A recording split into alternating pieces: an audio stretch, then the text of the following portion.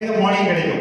திட்ட மதிப்பீடு project report பார்த்தீங்கன்னா எவ்வளவு இருக்குன்னா 1 கோடி ரூபாய் வரைக்கும் போட்டுக்கலாம். ஓகேங்களா? அதில் 35% மானியம். 1 லட்ச ரூபாய் போட்டினா 35,000 ரூபாய் மானியம். 10 லட்ச ரூபாய் போட்டினா 1 லட்சம். அது பேர் அதிகபட்ச மானியம் எவ்வளவு இருக்குன்னா 10 லட்சம் வரைக்கும் மட்டும்தான். ஓகேங்களா?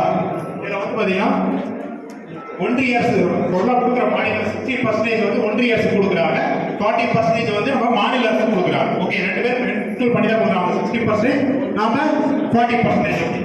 நெக்ஸ்ட் வந்து பாத்தீங்கன்னா உணவு பதப்படுத்தும் துறையில வந்து இங்க வந்து யார் பண்ணலாம்னா சப்போஸ் மகளிர் சுய உதவி குழுக்கள் அதில் கலந்துருப்பாங்கல்ல, அதுல கூட ஒரு தனிநபர் கடனா வந்து 40,000 ரூபாய் வரைக்கும் தராங்க.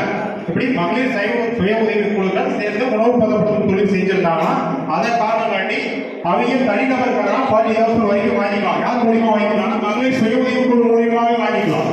ஓகேங்களா? இது வந்து அது திட்டத்தோட விளக்கம். பட் அதோட தகுதிகள் என்ன பார்த்தீங்கன்னா 8 இயர்ஸ் கம்ப்ளீட் ஆனா போதும். நெக்ஸ்ட் வந்து பாத்தீங்கன்னா அதுல வந்து தனிநபர் மட்டும்தான் வாங்கணும் அவசியம் இல்லை. ஏதோ சுய உதவி குழுக்கள் அதை வந்து வாங்கிக்கலாம். இன்னொன்று தொழில் கூட்டுறவு சங்கங்கள் மாதிரி வந்து வாங்கிக்கலாம். இன்னொன்று வந்து பாத்தீங்கன்னா ஒவ்வொரு உற்பத்தியாளர் நிறுவனங்கள் இருக்குல்ல, அதுவும் வாங்கிக்கலாம். அந்த ஸ்கீம்லாம் வந்து பாத்தீங்கன்னா தனிநபர் இல்ல பார்ட்னர்ஷிப் கூட வாங்கிக்கலாம். இதான் மட்டும்தான் வந்து என்ன பண்ணலாம், சுய உதவி குழுக்களும் வாங்கிக்கலாம், கூட்டுறவு சங்கங்களும் சேர்ந்தாப்புல வாங்கிக்கலாம். நெக்ஸ்ட் இது வந்து பாத்தீங்கன்னா இது எப்படி அப்ளை பண்றதுன்னு கேட்டீங்கன்னா இது வந்து ஒவ்வொரு பிளாக்லையும் மாவட்ட ஆதார நபர்கள் ஒருத்தர் நியமிச்சிருக்கிறோம். அது ஆசிரியர் நியமிச்சிருக்காங்க. அதை வந்து டீட்டெயில்ஸ் வேணும்னா மாவட்ட தொழில்நுட்ப வாங்க, உங்களுக்கு தேவையான டீட்டெயில்ஸ் நாங்கள் கொடுப்போம். ஓகேங்களா? இதுக்கு என்னென்ன ஆவணங்கள் தேவைப்படுனா